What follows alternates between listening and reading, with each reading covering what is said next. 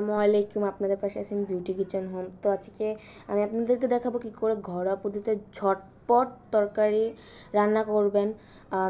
এই বিষয়টা খুব সহজ, আপনি রাইস কুকারে বা ঝটপট কী করে রান্না করবেন আমি আজকে এই বিষয়টা দেখাবো। তো চলুন লেটস স্টার্ট, আমরা তো দেখি যে কী করে আমরা রান্না করব।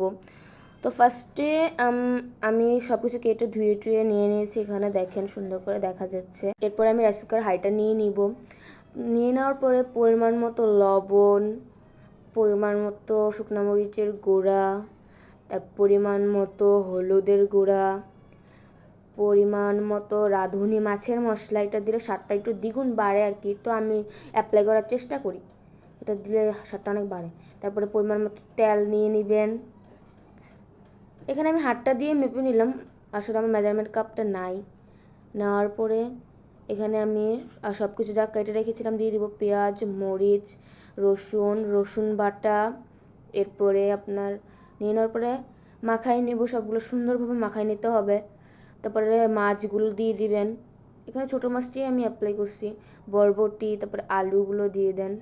দিয়ে দেওয়ার পরে সুন্দরভাবে মাখাই নিতে হবে। এবার মাখাই নেওয়ার পরে এটা কোনো কঠিন জিনিস না, এটা রাইস কুকারে হাঁড়িতে আপনি মাখাবেন, রাইস কুকার হাঁড়িতে রান্না শেষ আপনার। তারপর পানি দিয়ে দিতে হবে। পানি দিয়ে দেওয়ার পরে এবার রাইস কুকার হাঁড়িতে বসাই দেন, সুন্দরভাবে বসিয়ে সুইচটা অন করে দেন। দেখুন ঝটপট 10 মিনিটের ভিতরে কি করে সুন্দর আমাদের একটা তরকারি রান্না হয়ে গেল।